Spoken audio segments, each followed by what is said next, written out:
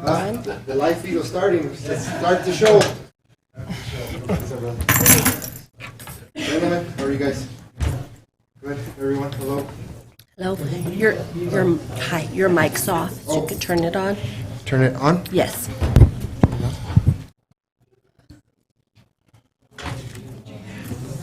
Does she have a public comment from Helen Davis? Yeah. Okay. We need to read this? Or? I think unless she's here, I can't tell if she's here. We have Gina Ann read it? She'll read it.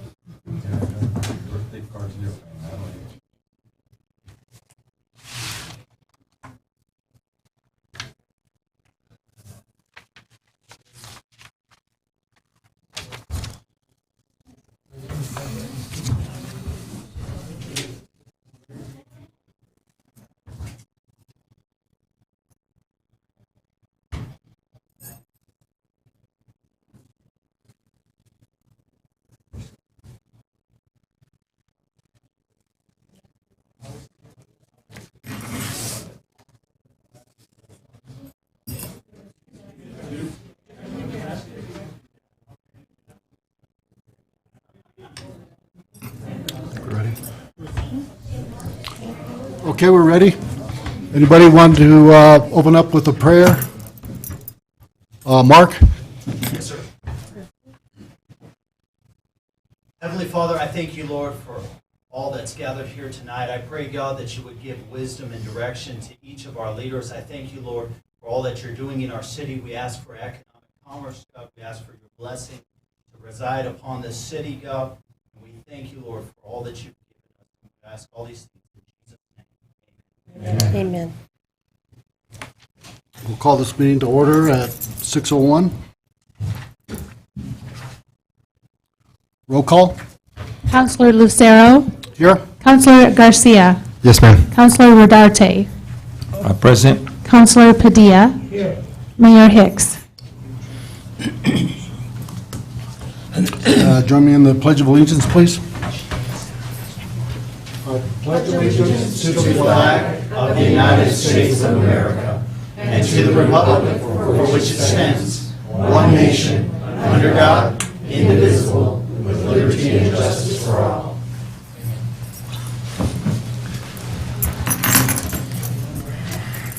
Next will be the approval of the agenda.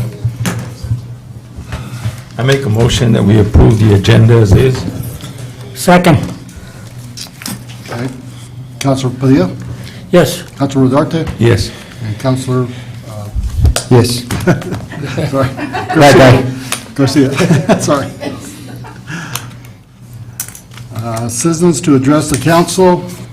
First, we have Helen Davis sent in an email. Gina Ann, would you like to read that? This is from Helen Davis. She's a constituent of District 1. On September 15th, the mayor said, quote, "What's been going on here is wrong, guys. It's totally 100% wrong," unquote. And he is right. This is simply wrong. It is time for the mayor to start the meetings on time and stop abusing the councilors, the city manager, and the public because he is personally upset. It's time for him to stop using a gathering of councilors and public feet to basically hold an unannounced personal meeting before the official meeting is convened. It's time he stopped using loud and abusive language, handling his sidearm, and going on about personal concerns in front of the public. If the mayor thinks the manager committed perjury, he can file a lawsuit. If he thinks she needs to be removed, he can use his commentary part of the meeting to add a vote to a future public agenda. If he has opinions, he can find a forum besides the time before a city meeting to air them. If he thinks a comment on a possible charter violation is inappropriate, he can use the charter compliance part of the agenda to discuss the comment or table it. It's time the mayor uses the process. It's time the mayor explains calmly, clearly, and in full to the council, the manager, and the citizens of Grants where he got the idea the mayor is the city manager's or anybody's boss. or that the manager is subordinate to the mayor, or that he has the authority to dismiss anyone. Nothing like any of that is in the charter. It's time the mayor reads all of Article 3.05 and understands what it says. Article 3.05 in full states, starting with letter A, the city manager may be suspended or removed by a majority vote of all of the members of the governing body. Action to remove the city manager may be initiated by the mayor or by a motion of any city councilor, which is seconded by one other city councilor at a meeting of the governing body. Letter B, as the city manager serves at the pleasure of the governing body, the city manager may be suspended or removed by the governing body at any time. The mayor publicly quoted part of the sentence and said, period. She says, no, Mr. Mayor, that is a comma. The period comes after, quote, a meeting of the governing body, unquote. The mayor is sworn to uphold the charter. If he will not effectively read it, he cannot uphold it. If he disagrees with the charter or with the council in its entirety, as well as with the city manager, it is time the mayor follows his own advice about what to do, quote, when you disagree with the people you work for, unquote. Thanks, Jeananne. Excuse me just a second, we've got a Facebook problem. Hang on 1 second. Sorry. We need you to read that. Start the stream over. Sorry. Technical difficulty.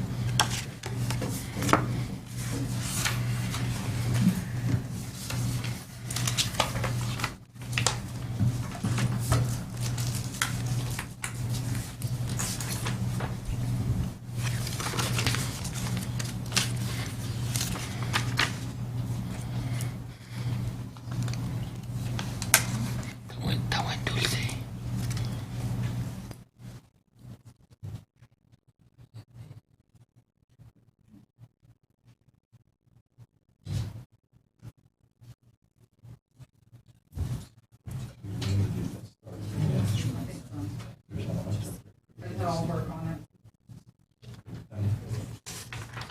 Should be posted to YouTube also.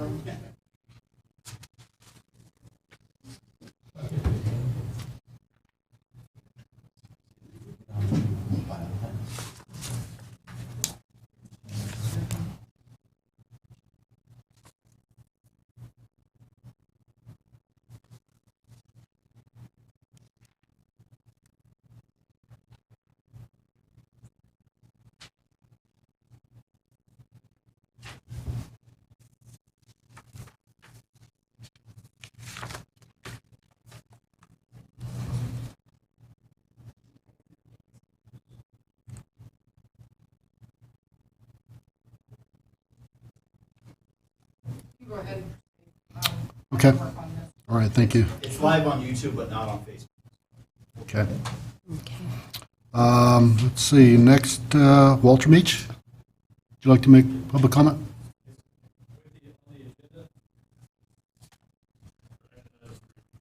Yeah, for action item 3. Do you have comments? Your name's on the... Yeah, but it was when the item came up. Oh. on the agenda. When it comes up? Okay. Barbara Wesley?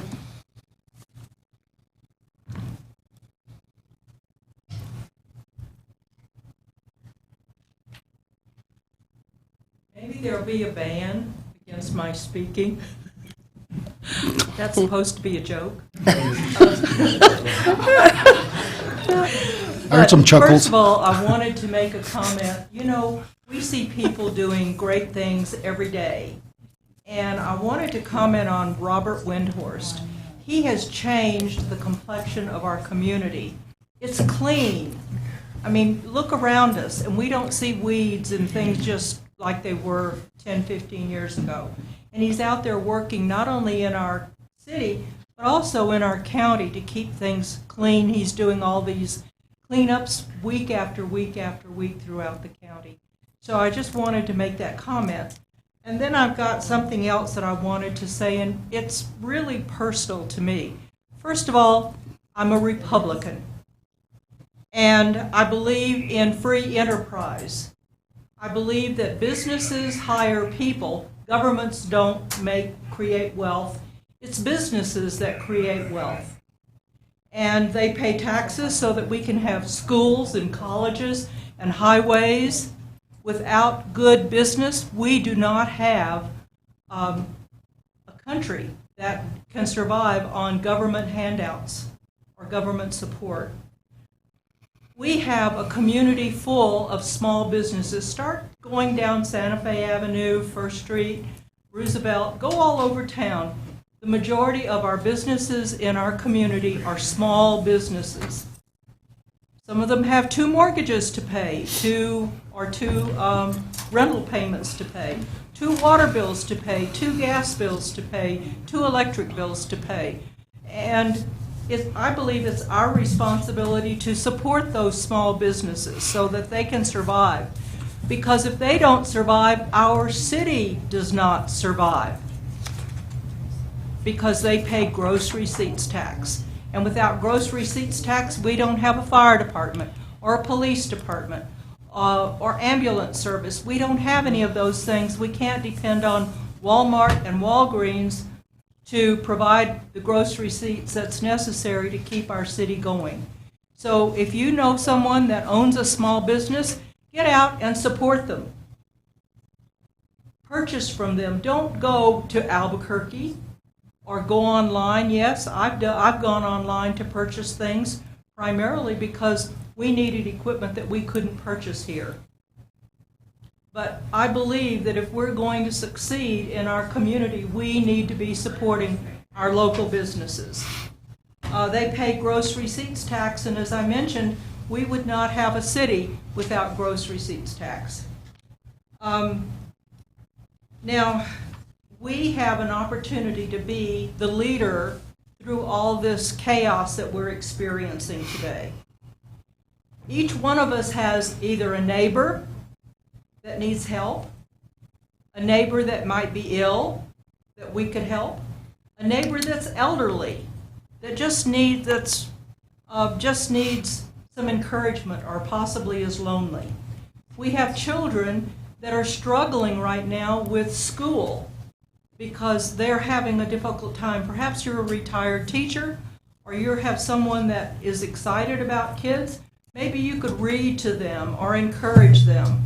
There are all kinds of books on motorcycles and cars and airplanes and all of these things that young people are excited about. They could get a library card at the library.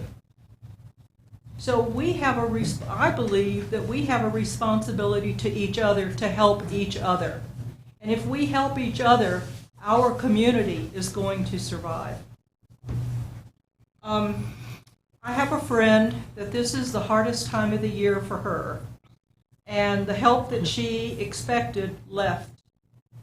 I could not help her if someone didn't help me to help her. I couldn't do it by myself. And so we're in that position of making sure that our neighbors are truly our neighbors that we care about. Thank you so much. I know I went over 3 minutes, and you can cut me off next time. Thank you, Thanks, Barbara. Let's see, next will be C.L. Peterson.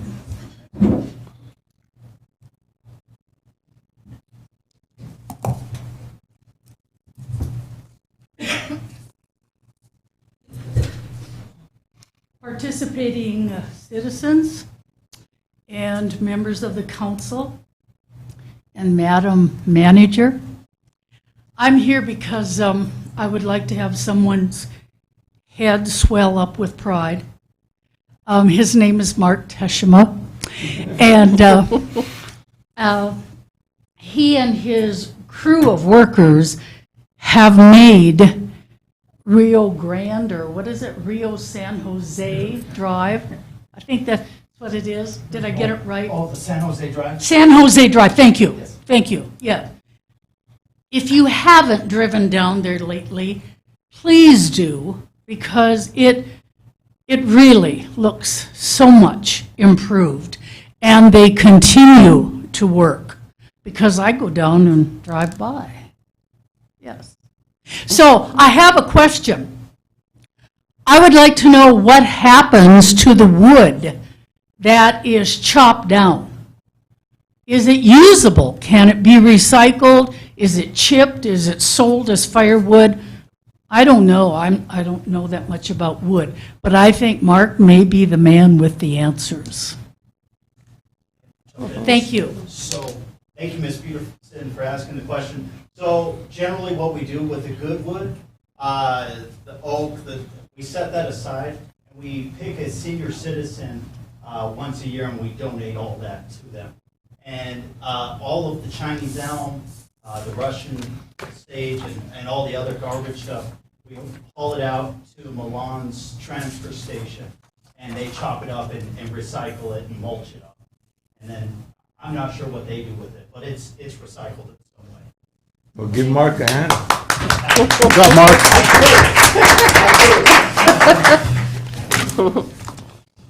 Okay. Let's see. Item number 1 for hearing item would be public comment, discussion of the Charter of Compliance. Any questions? Are we in compliance? Are we not?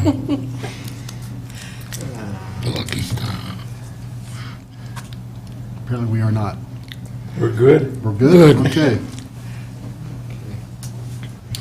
Number 2, approval of special city council minutes. I'll make a motion that we approve the special city council minutes of 9/15/2020. Second.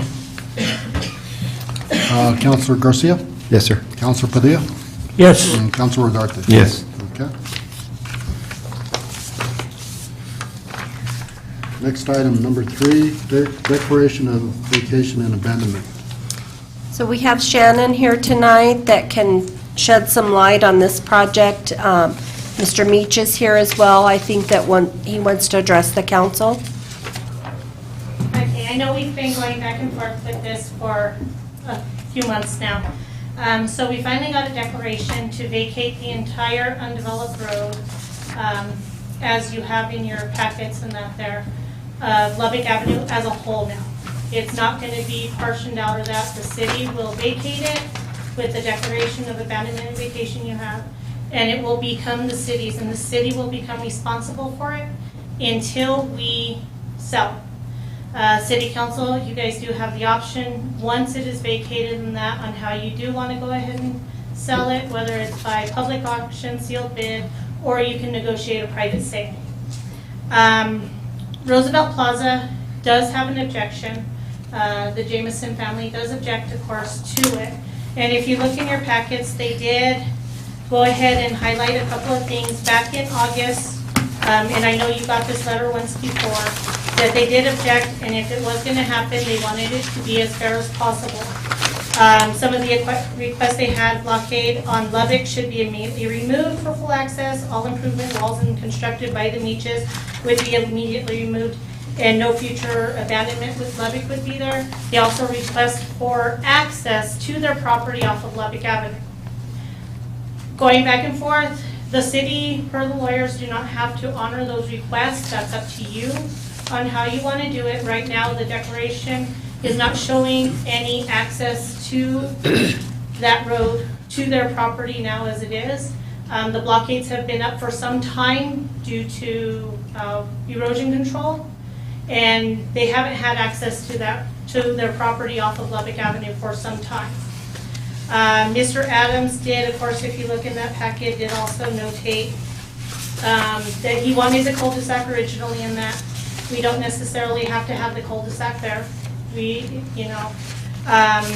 And he said, after several discussions, and we went back and forth several times with him, that he did still want access to that, but he's still objecting to it. Of course, it's up to you guys on how you want to go about it. Shannon, it's my understanding that Jameson has access from his side. He does have access still off of Roosevelt Avenue and off of Mesa Boulevard behind his buildings. Doesn't he have like 3 different accesses? I know there's I an know Mesa access. has one, and then Roosevelt, but then there's one behind those apartments back there. That has actually, he hasn't had access on that for some time. It's been blockaded since about 2009 It's completely estimated. blockaded? It's been blockaded in that, Doesn't see any concrete blocks yeah. across the way. One of the former code enforcers, I believe Radosevich, had requested that they block it off because of erosion control. But as of now, they got two. Yes. Yes, they do. Okay. And I know Mr. Meach did want to say something.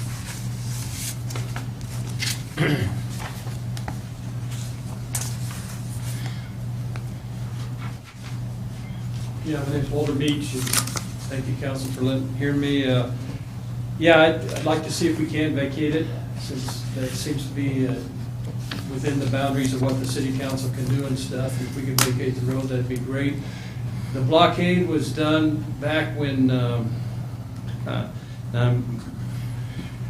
of the other code enforcement, when we first did the road and stuff, they were trying to figure out a way to deal with erosion control. And we had to build the road going in there, but it was dropping off, and they wanted to slow the water down so it didn't create an arroyo problem that was going through it.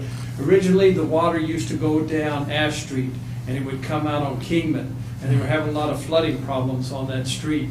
And so, before we had bought this property off of Willis Smith, they had just cut that down the road. They had just used a blade, and they just cut a ditch in there so that the water would start coming down that. So when we were looking at doing the development for the Lubbock Apartments, they had asked us to put that, you can see along Ash Street that the water actually comes off to the side, and there's a ditch there. And then the road is inverted so that it carries the water down to the end of where we stopped for the end of our property and stuff, because that's where it ended for us. As far as, we have actually maintained the trees and kept it cleaned up, because the elm trees were growing on that back lot of the strip mall that was there, and there was actually vagrants that were living inside the trees. So we went in and cut them down, we've hauled all the trees off, and we've kept it clean. They really haven't done anything on those lots until we proposed the vacating of this road. Prior to that, they weren't even out there or doing anything. So we asked that you let us vacate the road, let us put the ditch in, put the culverts in, maintain the drainage down the middle of the road so that that is taken care of, and that you work on maybe a private negotiation for the road so that we can work with you in reference to the stuff. Mr. Meach, you mentioned it, but we make it clear on this, you're going to maintain the drain? Correct. Yeah, we would transfer the water from the road into a culvert, and then run it out to Mesa Street in a culvert is what we would like to do, and then just cover that up so that it's. You're going to put culverts? Culverts probably from Lubbock all the way down. is Good. what we would do. The whole street of Lubbock? Well, just from where the Lubbock ends now to Mesa Street. Not the whole street of Lubbock, but from where Lubbock ends, where the pavement ends now, basically build a box or something there to take the water and then take it on out to Mesa. So that it would deal with all the water that flows down through there. Is there a lot of water, guys? See that? There is a lot of water. That water at some points, because we're taking everything from Roosevelt that comes down, and then it comes down to, so everything that comes from almost from the hospital or further up, it comes all the way down, and then it turns onto Ash Street, and then it goes out on Lubbock. So sometimes it will be from curb to curb, that whole inverted road will be full of water. So there's quite a bit of water that comes down that. You can't not have that as a drainage. You have to have that for drainage for the city. It's what keeps, like I said, it stopped the flooding that they were having on Kingman. So that was, one of the reasons that they channeled that water there, and they had us build that street in the way that we did so that it could move the water for you. There is a lot of water that goes to there, so if he's adding a culvert through it, it's actually even nicer, because gonna when the keep water it hits that, it basically just creates a big old mud at the end because it's carrying so much water. So if you're put a culvert and you're getting clean water, it'll actually dissipate a lot faster. Mr. Meach, what size of culvert are you proposing then? We're talking at least a 24-inch, but do a, what they call the egg-shaped. So it'd be an oblong type of culvert, so it sits a little bit lower, but it would be able to handle it. So at least a 24-inch, if not bigger, to be able to make sure it can handle all the It'll be water. a 24-inch squash. Yes, sir. That's what it's named? Yeah, but right now, once it is at the end of our street on Lubbock, then it's all dirt from there, and so it's picking up the dirt and everything and washing it down on the basin. It creates more problems for the city to have to clean up. So if we can put this culvert in there, then it actually will clean that up and stop that dirt erosion that you're having to deal with now. So do the erosion, the blocks for erosion that are there currently, does that go away? Those would be gone, yes, sir. Okay. But there's still, once you put that drain in there, it's not gonna give you access past that. Right, You're gonna have a right. hard time with that. Yes, sir. Any other questions? So in your packets, you have a declaration of vacation and abandonment, and within that, it allows the city manager shall dispose of a portion of Lubbock Avenue to be vacated by the competitive sealed bid, public auction, or negotiated sale. So that's included. I thought maybe that was something you guys can inform me how you prefer to do it. We don't have to do it now, do we? No. Now if that land is vacated, that means that land is up for sale, right? Yes. How does it affect Mr. Meach? So we could put it out to sealed bid, public auction, or we could negotiate a sale with Mr. Beach or other individuals. Will he be given first option? That would be my preference. Yeah, because he's got all that property right there. Yeah. Right. So, yeah, that's what I was saying. If we could do a private negotiation with the city in reference to it, that would be great if we could do that. Okay. That makes the most sense to me. I think I he's agree gonna put with a that. lot of money into this culvert and actually benefits the city. Well, then I'll make a motion that we pass item number 3 on the agenda, declaration and vacation and abandonment of Lubbock Avenue. I second it. Councilor Garcia? Yes, sir. Councilor Rodarte? Yes. And Councilor Padilla? Yes. All right, it's passed. Thank you. Thank you, sir. Thank you, Walter. Thank you. Okay, item 4. It's the application for appointment, Animal Care Board, Barbara Wesley. Oh, my God. Barbara Wesley, who just talked? Yeah. What are you going to do with it? Barbara wants to be on the animal board? Yes, she does. She You did. sure, Barbara? She's right there, man. You sure you want to be on the animal board? I've been on there for years. Oh, no. Well, in that case, I'll make a motion that we accept Barbara into the animal board. I second it. Okay, Councilor Garcia? Yes, sir. Councilor Rodarte? Yes. And Councilor Padilla? Yes. She's on. Next, application for appointment, Animal Care Center, Carolyn Newton. Carolyn has also served for at least a year or more on the animal board. Make a motion? I'll make a motion that we appoint Carolyn Newton for the Animal Care Center. I second. Councilor Padilla? Yes. Councilor Rodarte? Yes. And Councilor Garcia? Yes, sir. All right, she's on. Next will be application for appointment, Animal Care Center for Diane Rowe. You want to, Diane? I'll also make a motion that we appoint Diane Rowe to the Animal Care Center or the Animal Board. I second. Councilor Padilla? Yes. Councilor Garcia? Yes, sir. And Councilor? Yes. Yes, Rodarte. All right. And next one would be application for appointment, Animal Care, Eileen Barshett? And Barshett? and Okay, Elaine is in the audience? Yes. She's raising her hand. okay. Make a motion? I make a motion, we approve relay portion. I second. Council Rodarte, Yes. Council Padilla, Yes. and Council Garcia. Yes, sir. All right, she's on. Next one would be Animal Care Center for Sandy Encino. What kind of gang are you guys trying to get here? That's a big board. How many in that board? That's great. Make a motion?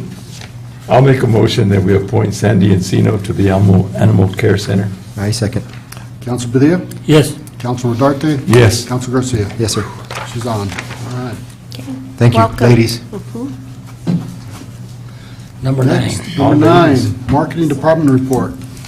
So we have Chris Royball here this evening to give a brief update on what she's been doing in the marketing department.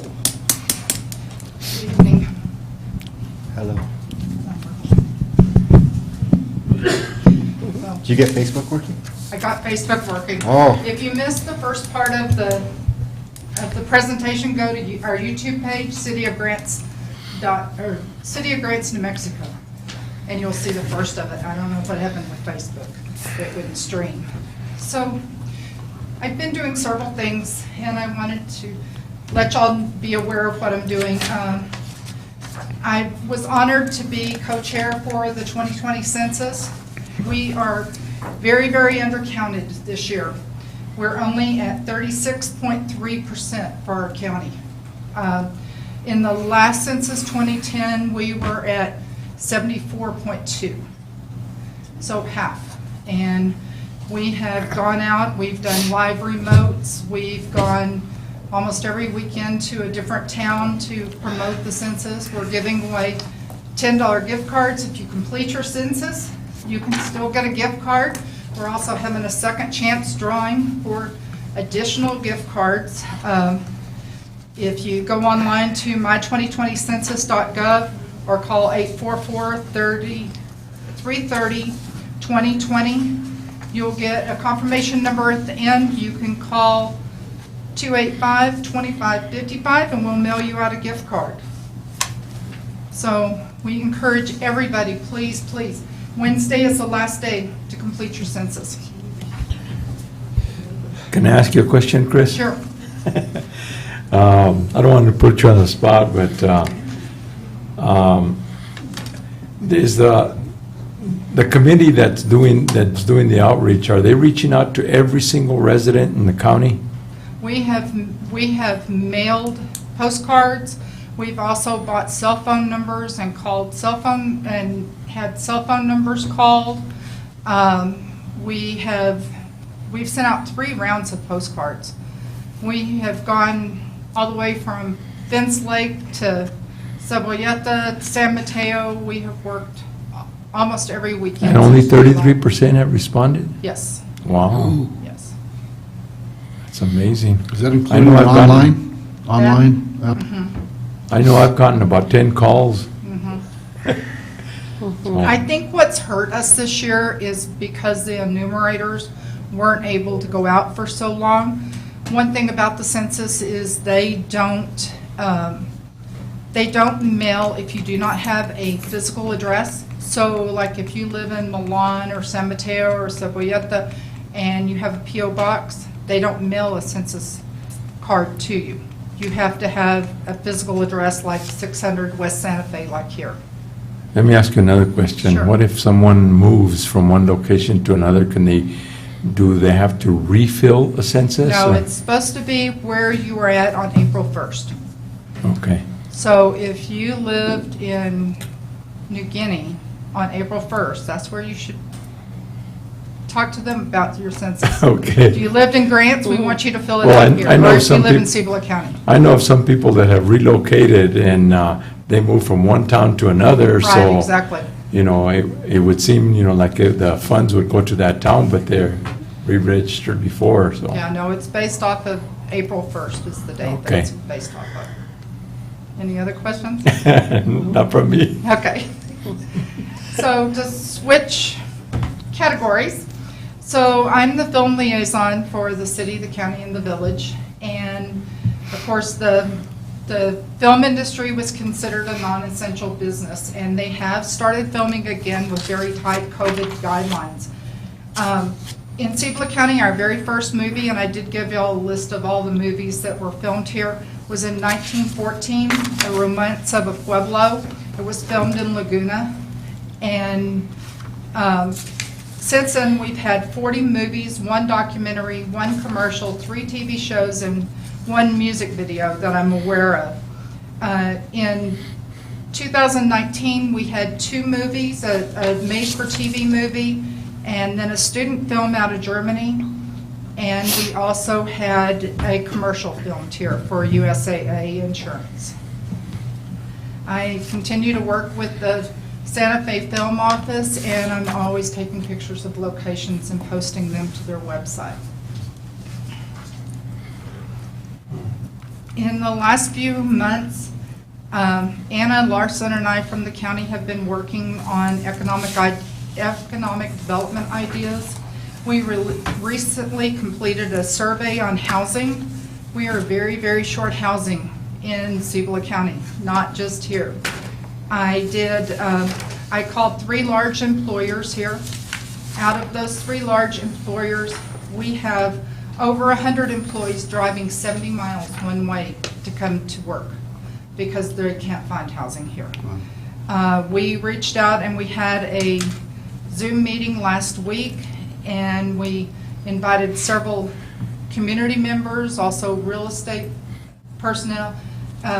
Laura was on the call, and we also met with Geltmore Company.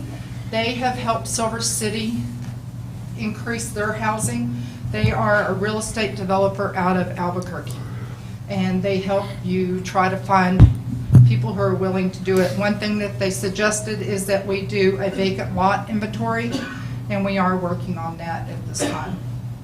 And hopefully we'll have it done later on this week is what we're hoping.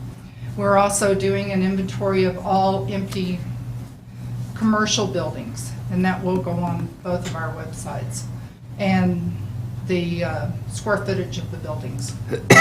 So, but that's an undertaking. The vacant lots have been easier, don't ask me why, but a lot of the lots are in groups, you know, and somebody owns that group of lots. So we hope to grow our area, but we can't really grow without having housing for our area. We're getting ready to have 3 different projects come to town.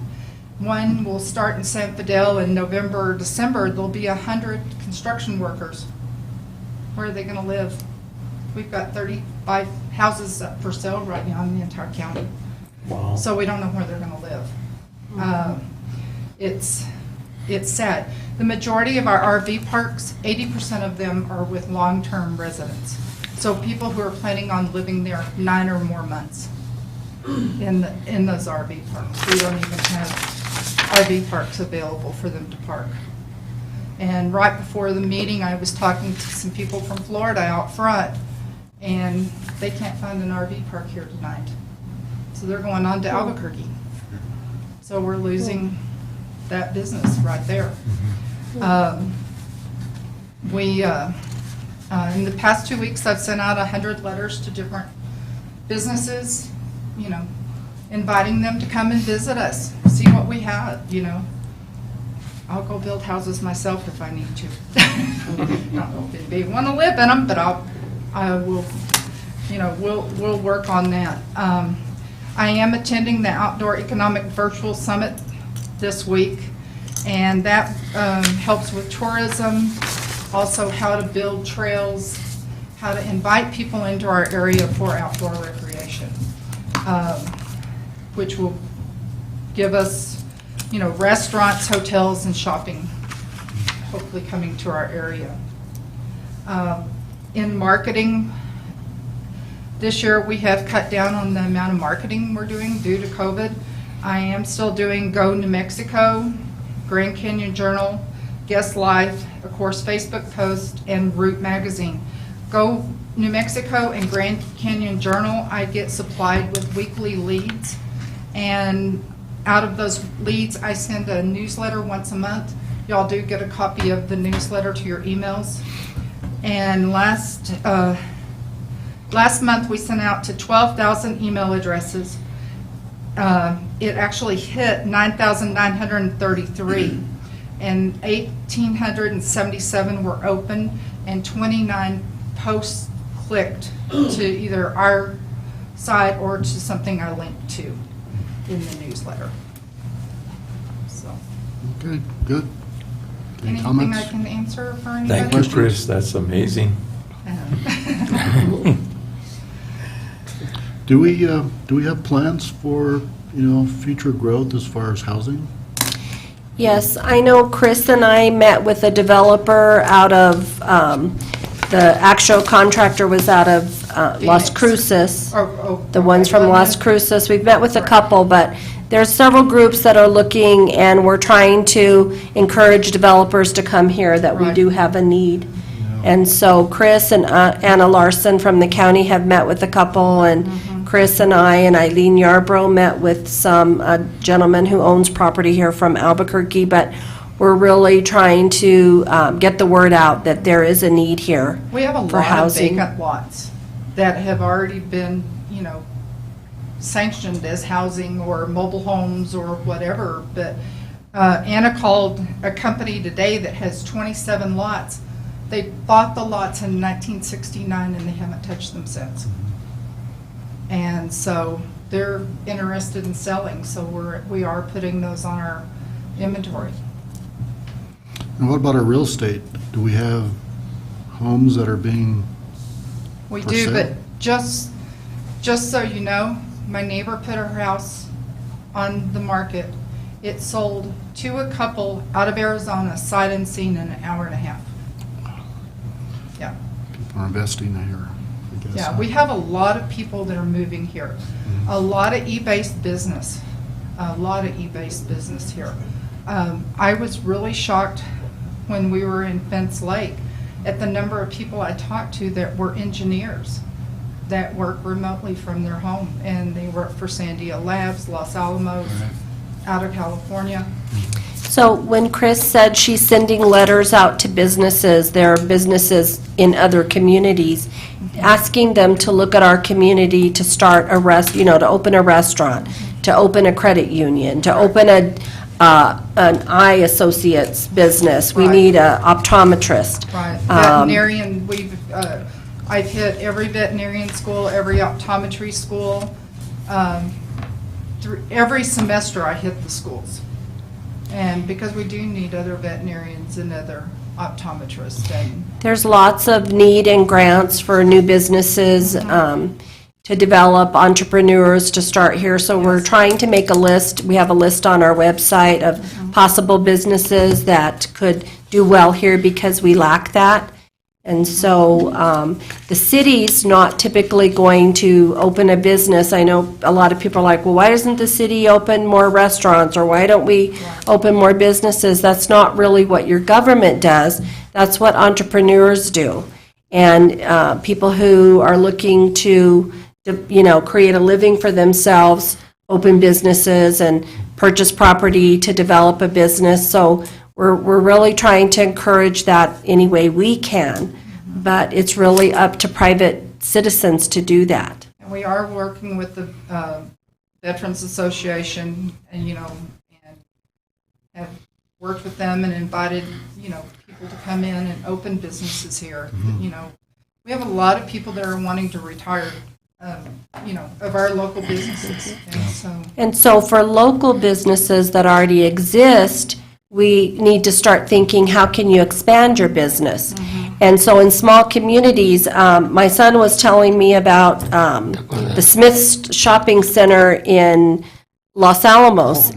And he said it's just a multifaceted of, they've got hunting and camping, and it's got a restaurant in there. And so that's the way we have to think in a small community. You might not be able to make a living on just having hunting equipment, but maybe then you can also incorporate something else, rentals, renting snowshoes, or thinking of other things that you can combine in one setting in a market, and that's really what we need to think, and so we can work with our local businesses. How can I expand what I'm doing to incorporate other aspects so that I'm not just a one shop? Right, I Or worked one- with Diamond G with the CDT Trail. I go down and work in Silver City every year with them, and I met with all the vendors that predominantly the hikers use their products. And they have brought in some of the products because apparently tent stakes break real often when you're hiking is something. And they were having to order them in. And you'll see on their Facebook page, anybody going to Albuquerque, I need to go to REI. I've spoke with REI about doing like a catalog store here because I think that's something that could go over well. I'd like to, may I make Sure, a comment? sure. Several years ago, there was a subdivision that was established on Sacaleras. And the person that developed that, he put in streets and infrastructure. I think there are 2 houses there. He said if he had known that people could not qualify for those homes, he would not have gone to that expense. So we need to be careful about what we do because we have lost Tri-State, possibly some mining. Who's going to qualify for these homes that we're bringing in, these developers that are bringing in? So we need to be honest about what really is available from our resource right here in our community. Well, we're working with employers, with multiple employers, and talking with them about their highest and lowest salaries. And when we're talking with construction companies, we're letting them know what we're seeing. Well, Averages.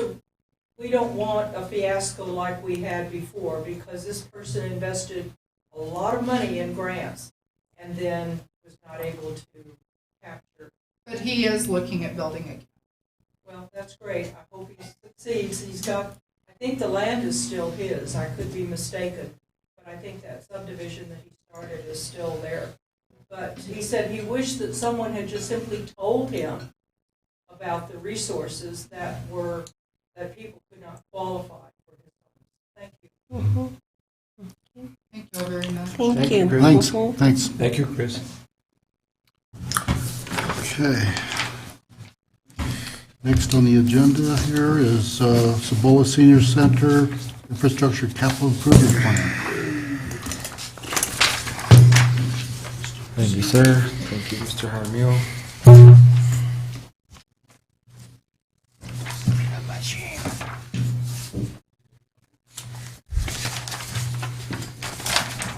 Council Manager. So as the city is required to do an ICIP, Infrastructure Capital Improvement Plan, the state has, kind of like the schools, the state has set aside a pot that's specifically for senior centers. So senior centers go through the ICIP process. Thankfully, we have our senior center's in great shape, and they keep it in good shape. We have a real good crew there. Anyway, the reason we don't see the outdoor cooler cover and the fire panel is because those ones have been funded and we have a signed agreement, unlike those other ones for the City of Grants ICIP. So anyway, these are all fairly new items. I was totally unaware the senior center does not have a security alarm system. So after speaking to the chairman of the advisory committee and the director, that was a no-brainer, number one, just for safety. And then number two, we have a range griddle stove. I don't know if you've seen the stove in there. It's a very nice stove, but it's about 25, 30 years old. Excellent shape, works great, but one of these days it's gonna give up. So that's why we have an ICIP plan. So anyway, that's the next big item. And then the carpet, it's starting to look wear and tear. Here in about 2-3 years, it will not look great. So that's why we want to keep it on the radar. And a couple new ones, and these were initiated by the senior residents themselves. There's been a lot of requests for a lounge room with a bar. No, I'm sure.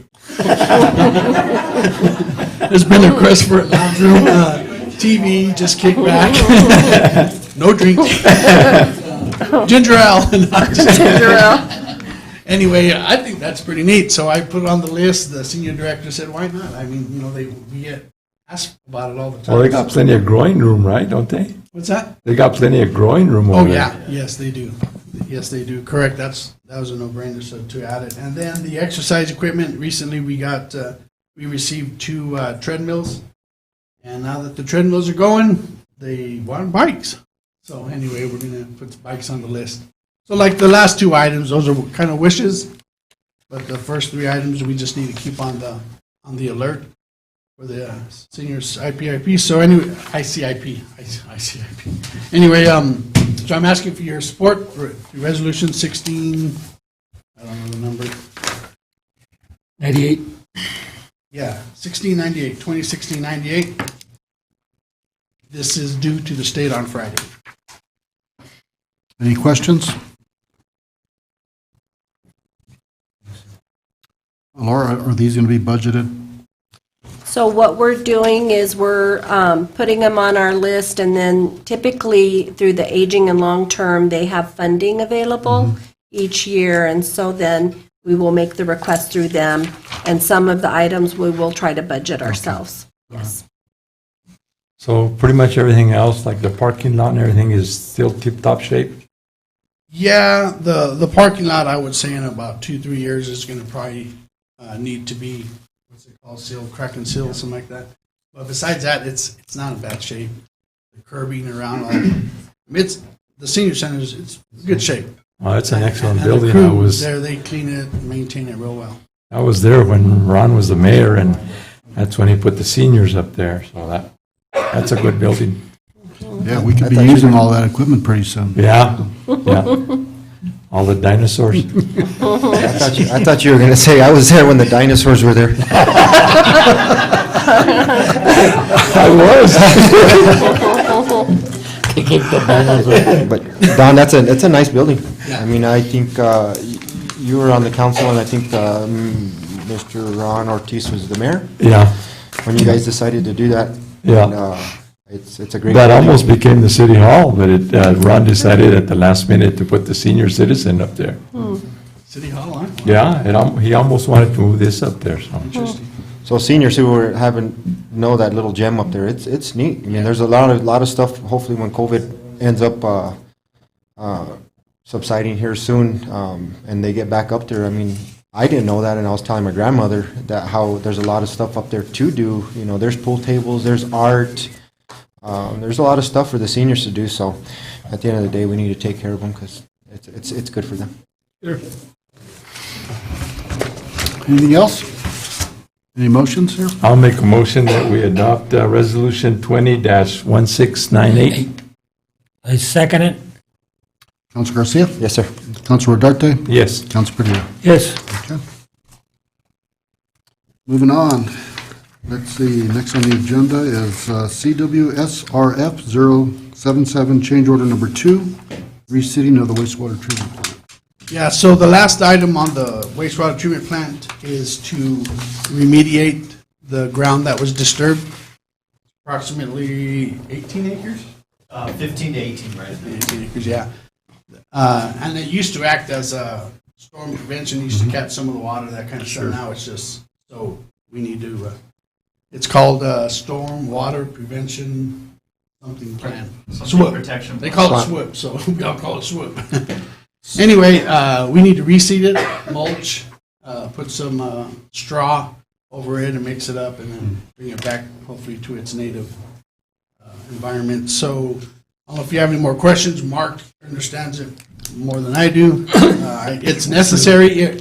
Now, as far as 029, because the wastewater treatment plant was CWSRF 029, that project just got closed out. The SWIP was in the project, noted, but not funded or planned. So we're adding this because NMED, we have another Clean Water Revolving Fund with NMED. They have no problem with just putting the 029 change order to 077. Both are the same loans, the interest is, I think the 077 is a 0.5 interest. So we'll be paying a little bit of interest on this rather than the 029. But it is required, it's necessary to do it, and Smithco, the contractor who's out there doing Pond J, they could accommodate this for us. And this just tags on, what you said, into the loan that, the current loan that we have with them? Correct. Donald, the city can do it cheaper? Yeah. We can, and Mark would like to do that, but Mark's got a plate that's just overflowing and overflowing, and I don't think we have the manpower right now to do that. So Don and I talked about it, and we felt like it'd be easier right now to have a contractor do it. If we done it ourselves, we would have to pay it through the general fund, because the loan wouldn't cover it, because you would have to go through all the red tape for the seeding vendor, for the mulch vendor, the straw vendor, and we're talking about 2-3 months of red tape approval, because this is federal funds. It takes that long to get one vendor approved to accommodate one service in a project.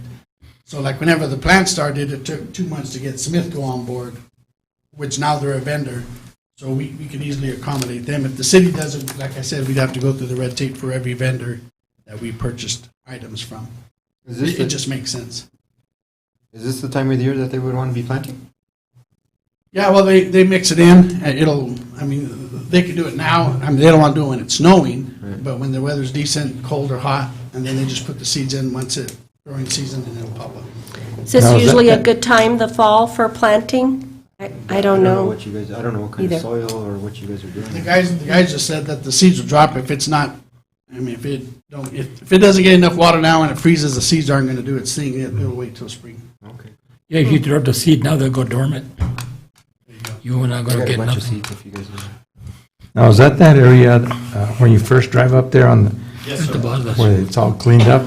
Yes, sir. Oh, okay. $12,000 worth of seeds. 12,000? Wow. Now, what kind of seeds are those? I don't know. Grass or I don't what? want to release that. No, we just the native soil. Weeds. The native ground. Don, Mark, the way they reclaim that whole area, is that kind of a flood control? Yes, Okay. exactly. I mean, So because if the we golf don't put course any is right next. vegetation and there's a bad storm, what can happen is the water will rip down the side of that face Mhm. and it can start creating massive erosion where we don't want it. Right. Yes, sir.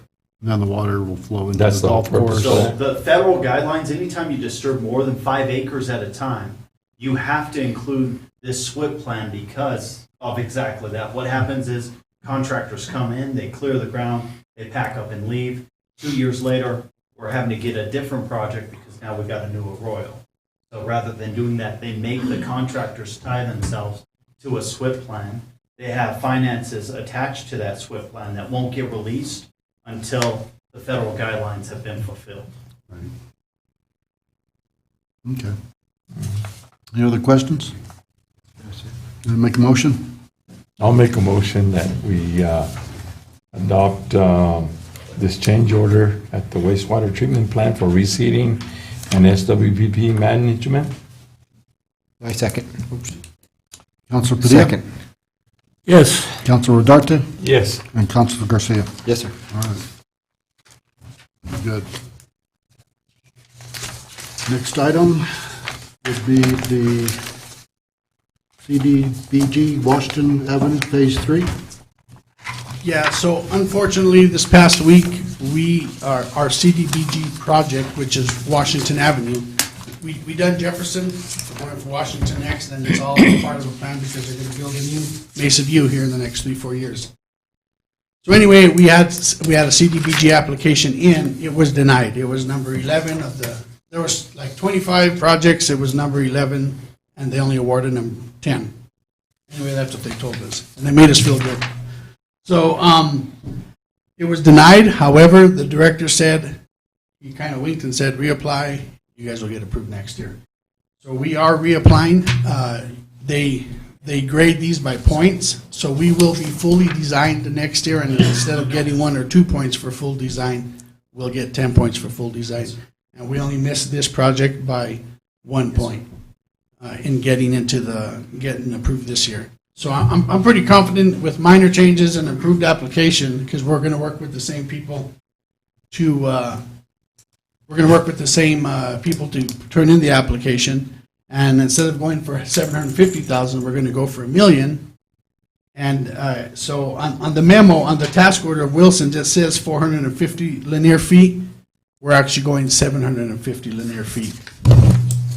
And so we want to get this designed prior to turning in the application next year in June or July. Now, thankfully, on the Washington Avenue Bridge project, of which we have 1.5 million, I think. Anyway, the bid on the construction came under. So we have approximately 96,000 left out of that NMDOT funding agreement. Now, of which it's in the range, it's in the area of the scope, so we can move those funds to design for the rest of Washington Avenue. So my request is that we use those funds from the NMDOT funding agreement from Washington Avenue Bridge, the leftover funds, to continue to design Washington Avenue. Now, it's not going to be enough to fully design to Anderman, because that's where the real scope's at, is all the way to Anderman Street. However, it's going to do a good chunk of it, possibly about half, maybe a little under half. And then we're currently applying for funds for the next half. The big plan is to have Washington Avenue designed by this year or mid-year next year, so we could go to construction either late next year or in 2023. Does that make sense? Sure, yeah.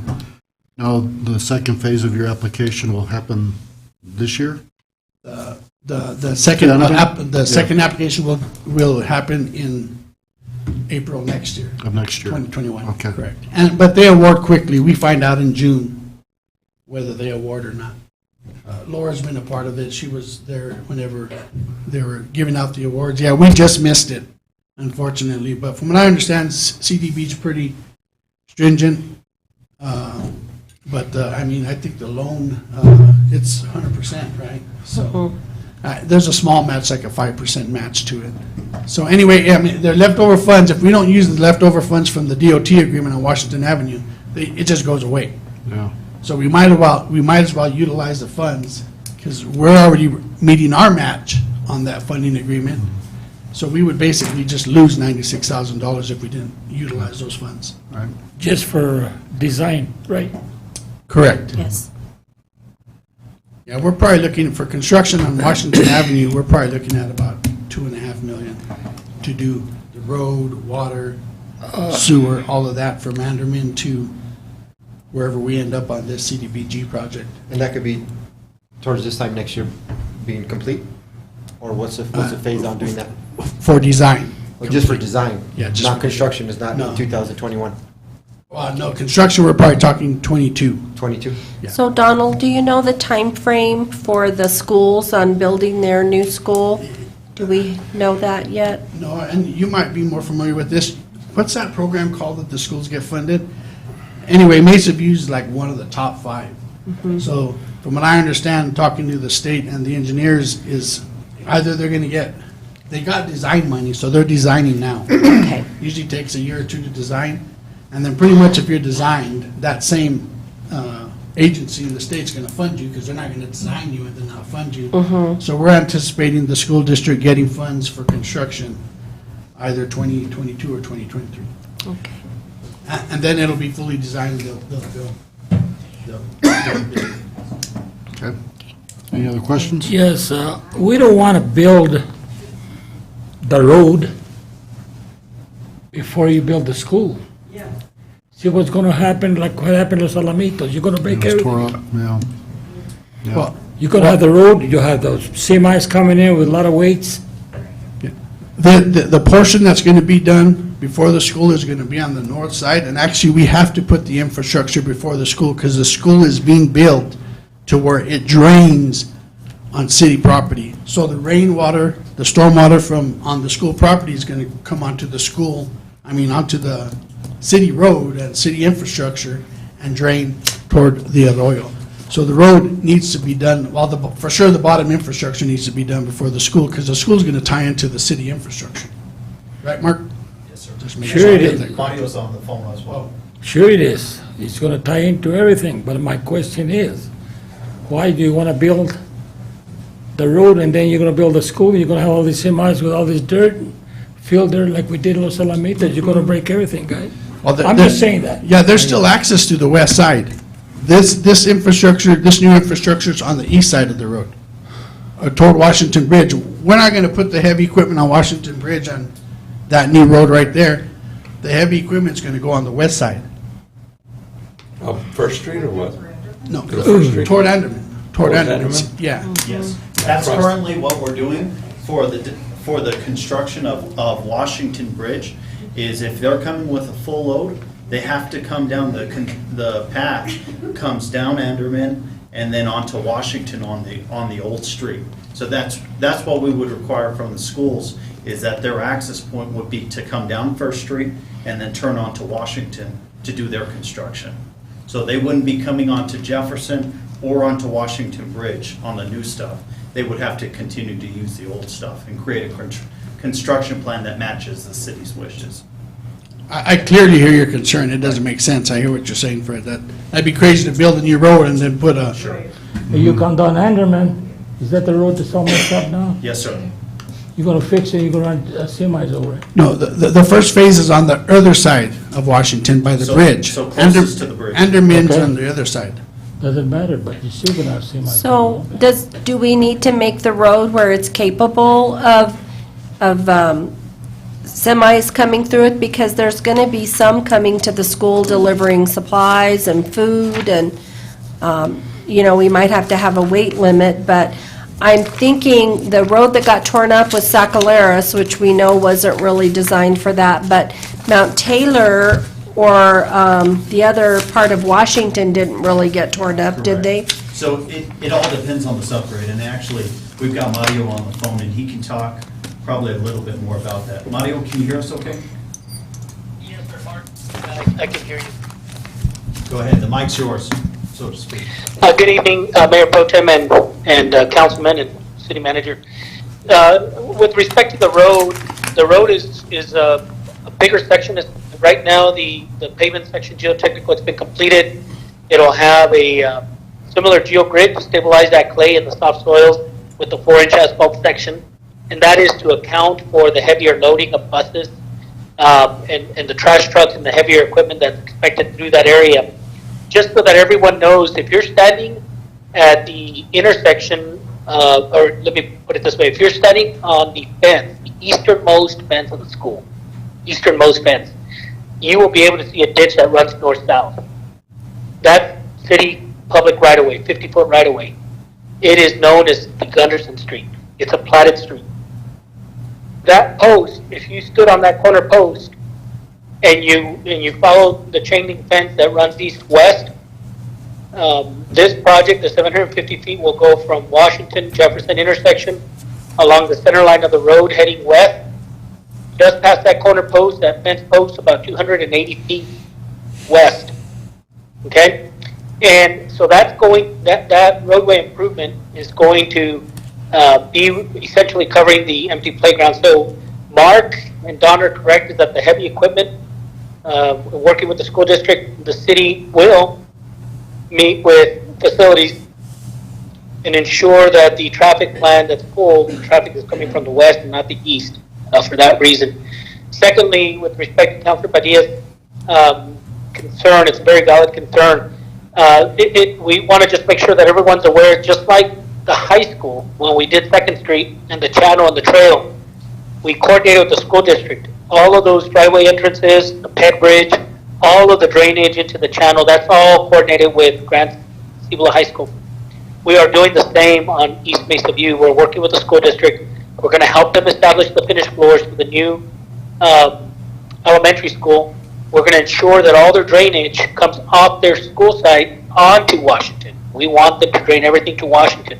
We don't want them to be spending taxpayer money building ponds on site of the school. We want them to drain onto the Washington. We're sizing the storm drain to pick up all their water.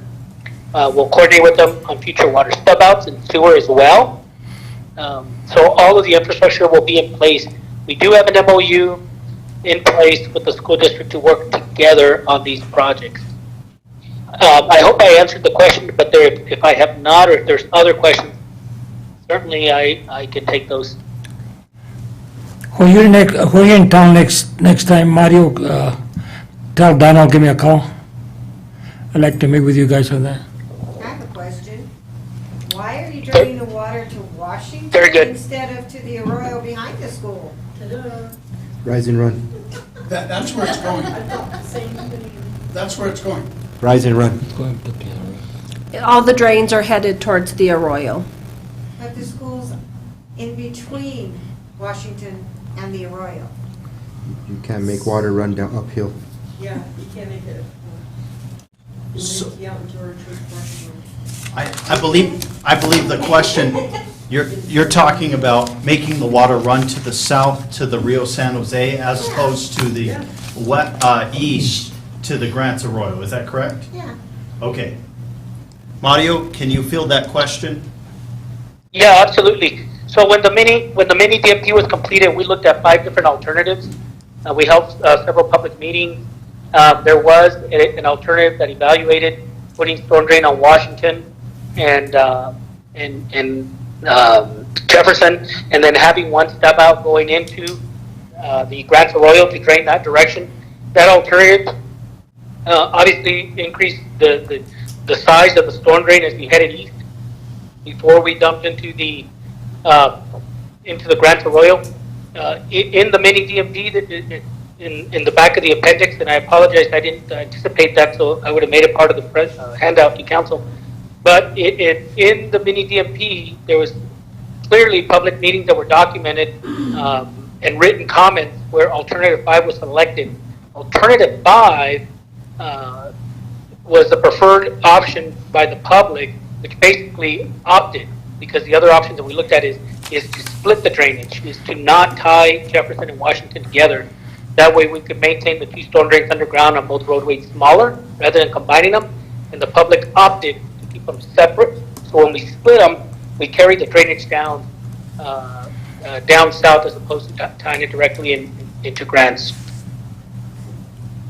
And then just for everyone's knowledge, that mini DMP study, which was funded through EPA, through federal money, EPA money, through NMED,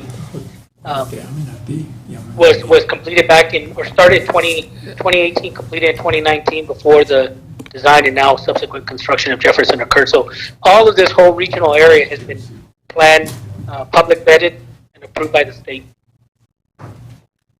Very good. Okay, I have another question which has nothing to do with basically. When is the bridge on Jefferson and Washington going to be finished? November. End of November is the And set is date. it going to be shut down again when you start construction on Washington? Yes. Well, not the bridge, but that little section of Washington. I don't care about Washington, I live on Jefferson. Well, I mean, hopefully we could do that portion of Washington during the summer when school's not on, but Okay, so the bridge will be open in November and will stay open? yes. Well, okay, yeah, the date now is the end of November, but things could change. It's construction, unfortunately. Around that time. You're really, well, at least there's something in the foreseeable. We are on Thank you, schedule Marty. so far. It's on schedule. It'll be nice when it's done. Yes. I hope so. Have you tried to get out of that area lately? No. Oh, and one more thing.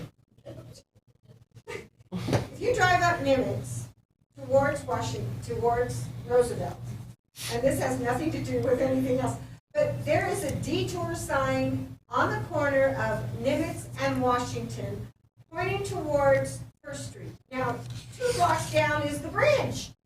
So why is there a detour sign there? So- Detouring from what to what? Where do you go from there? So I think I can jump in on this. The traffic control plan, anytime you have state funding, you have to have engineers stamp a traffic control plan, and they dictate what rules have to, so any, it doesn't make sense to probably us common minds, but apparently to the state engineers, that's what they say. I'm sorry. Anyway, Hey, Makes well sense put, to Mark. him, huh? well said. Okay, send an engineer to me, I want to see him get across that bridge.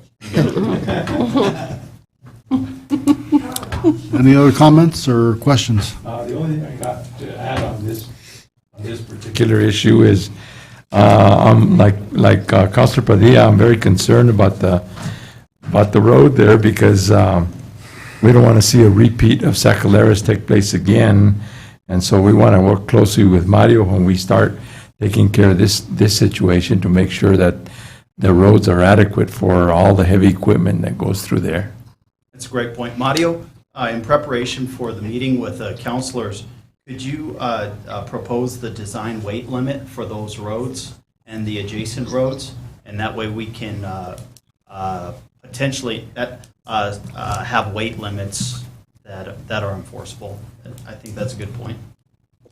Yeah, no, absolutely, absolutely. We'll make a note and circle back with staff, and then if we need to do an update to council in the near future of what the final recommendations, we can definitely provide visuals of what the pavement section is going to be, what the design loading is, and if there's options, scenario planning for such as the heavy equipment, what does that look like and how we're going to manage it, just to ensure to the council and the public that we will not be jeopardizing the road when the school construction occurs. And if there's other concerns beyond that, we can talk about that. For example, cut through traffic maybe with concrete trucks for whatever reason. We just need to make sure that the council's well informed and is satisfied and clearly feels like they've been providing the information. So we can certainly do that, Mark, maybe at the next council, and I can be there. Do we need to amend this particular item on the agenda? No. No? That's not relative. No, because this design, the portion is just a little bit past that little field on Futures, that little grass field, the soccer field. Yeah. It's a little bit past that west. So it wouldn't impact that right now, but the roads, he's already said that they're gonna check the weight limits and they'll. Good. Is this something we need to wait for, as far as, getting that information to us? No, they can incorporate it in the actual design, because that's what they'll be working Yeah. on. Okay. So we've brought it to their attention, and Donald will keep reminding them that we got to think ahead of what's going to happen in that area. Any other questions? No more? Do we have to make a motion on this? Yeah. Because you're asking for an extra 96,000? I'm asking that the Transfer. funding from Washington Bridge gets moved, its DOT funding gets moved from that scope to the Washington Avenue drainage project design. It's either use it or lose it, right? Exactly. Okay. Make a motion?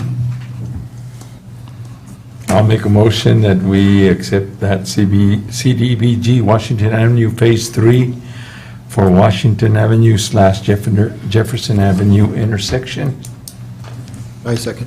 For the amount of 436.58, including New Mexico gross receipts tax. Yes.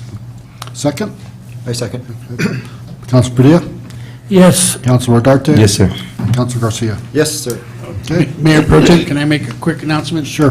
First Street will break ground, or we're about to get our final cert, so it should break ground in November. And the Ped Bridge on Second Street is complete. We're tentatively scheduling a ribbon cutting for Friday, possibly this Friday or next Friday. And Pond J at the wastewater treatment plant is close to completion. So anyway, just some updates on some progress. Good. Thanks. Thank you. But First Street, when they start First Street, they're just gonna cut roads off, right? They're still gonna have access down First, they're just gonna section it off? One side will be open. Okay, cool.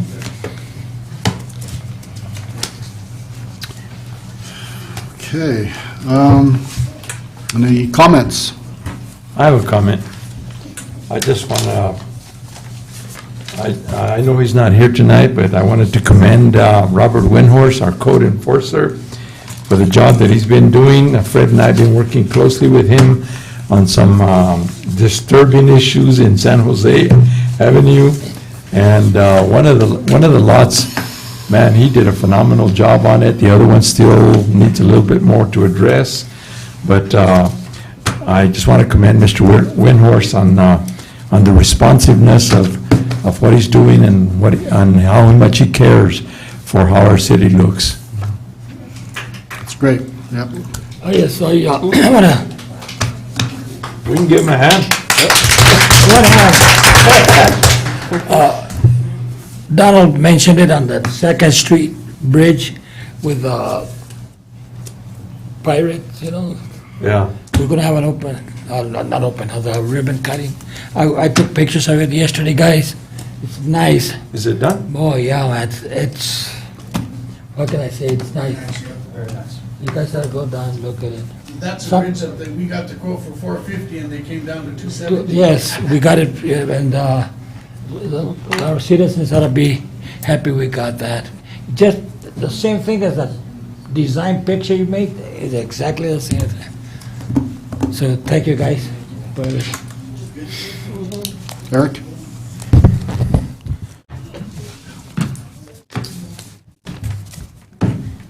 So, first, to the ladies who are going to get on the animal board, I appreciate you ladies getting on the board and stepping up to give care to the animals. I've been down there a few times to rescue my dogs after getting arrested, and a few other times to just go there and shoot the breeze with the ladies and gentlemen down there. But it is a lot of work over there. I mean, it is a ton of work what they do to try to find homes for them, recondition them back to health. So at the end of the day, try to get your dog spayed and neutered. I mean, that's one of their biggest things over there, so we can stop spreading and having to transport out dogs and cats to different municipalities so they can deal with them. So do your part and try to get your cats spayed and neutered. It would make a big difference in our community. The other thing too I got is we talk about marketing, or not marketing, but just economic growth here and trying to get businesses here to come in our community and encourage people to open up a business. Well, one, it's not that easy to come and open up a business here in our community, because anybody that's going to come in here, as far as a restaurant owner or someone that to that magnitude, they're going to come and look at our gross receipts tax. They're going to see how much money actually comes into our community and say, you know what, I want a piece of that pie. The pie is very, very small in our community. So what we need to do is think outside the box. What is going to bring people off of I-40 to come spend money in our town? So we do have something on the table. It's the road that, some people have been talking about to go to La Mosca. Hopefully that can be something that we can look into, so we can start to pull people off the freeway to come spend our money in here in our town to buy food, gas, groceries, maybe buy some property, because at the end of the day, that's what creates wealth. So when people say why they want to build that road, because they don't even fix the roads that they have in our community right now. Well, one, we don't have the money. I mean, it's just like everybody's bank account. How much can you do that month? In Port Mark, he has a crew of, 4 or 5 really good guys that are trying to pave here and there, but, I wish, he probably wished he had 20 people and about $2 million worth of funding so he can go pave these roads, so we can be the councilman looking at, hey, I want this road paved this month or next month, but it takes money, people. It really takes money, and the money that's going to come off, it comes from the freeway. What are we going to attract people off the freeway to come spend money in our town? Because no other business, you look at Applebee's, you think they're going to want to come and put something here? They're going to look at our grocery receipts tax and say, nope, I'm going to go put it in Gallup, or I'm going to go put it in Albuquerque. But if we have something to start attracting people off the road, and they see your grocery receipts tax start going up like this, guess what's going to happen? I want a piece of that pie. And then it's going to attract better schools, more funding for our schools, more funding for our kids. So Also look at census numbers. census numbers, yes, I mean, it all plays into this, but we just, the 40 years that I've been alive, there has been nothing really to target people to come into our community. I don't know. I mean, so the idea is the road, and I think the road is a great idea. More to come on that. But on the other thing, to try to bring people to our community is holding events, right? Once we get rid of this COVID and we start to, we can open up and start to attract people. You know, Mr. Rodarte, he has very good connections to the Hispanic New Mexico music and having some bands and whatnot come over here, because when people start coming to grants, they start spending money. So, and one of my opinions, and I encourage the council to go out to the businesses and talk to the businesses and ask them, what do you think about bringing back the bike rally? What do you think? Because that bike rally brings money to the businesses. The businesses then turn and pay taxes. Then intends pays and bills, roads. Making money is what we need to start to be doing here in our community. That's interesting that you say that. What's that? Eric, I got a call from a constituent the other night that has that very same idea, that we should revisit bringing the bike rally back. Yes, sir. On that note, and they would be willing to help us too. It'll be nice when things change. I'm game. Yeah. I mean, 2020 sucks, but 2021 could be a lot better.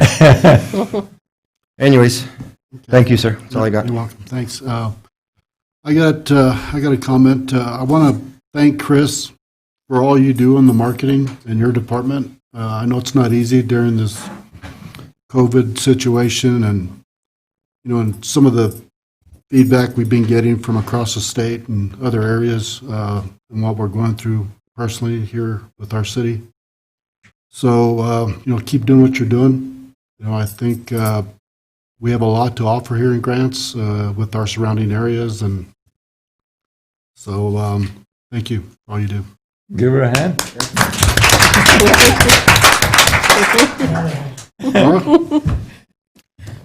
I wanted to give you an update on the CARES small business funding Yes. that's available. So we rolled that out this last week, and I think approximately about 25, 30 businesses have already put in their applications. Many are working. The city, the county, the village hired a contract individual that's housed at Milan, the village of Milan, and she's there to answer questions or to assist businesses. The Small Business Development Center on Mesa Boulevard has also offered to assist if anybody needs help filling out their application. The application is very simple. You do need backup documentation for proof of your loss of income or the supplies you might have had to buy that were additional that you wouldn't normally buy because of COVID. And so we're anticipating that you can ask for up to $20,000, and we're anticipating at least 100 businesses will be able to be funded, possibly more, because I've noticed a few are asking for less than the $20,000. So if anybody needs assistance, feel free to call here at the city or the number on our website. We have information, so does the county and the village, but that's going well, and we're very happy to be helping, and we're hoping maybe additional funding will come our way that we can dole out. So until the state allocated this money, the city legally couldn't really make donations or assist businesses who were hurting, but through this funds, we are able to push that funding out to others. I wanted to let the council know that Councilor Garcia has talked to us and suggested we start developing business plans for those departments that are charging money or can create more revenue. So we are working on that, and we'll have that very soon in the next few weeks. But we're looking at, for the golf course, for instance, how we can generate more funds to offset the cost, and some other departments like the recreation and the airport who generate some funds. So great suggestion, thank you. Okay, I think that's it. So make a motion to adjourn. I'll make a motion. We Say aye. I say. Let's go home. All in favor, aye. Aye. Thank you, everyone. Thank you.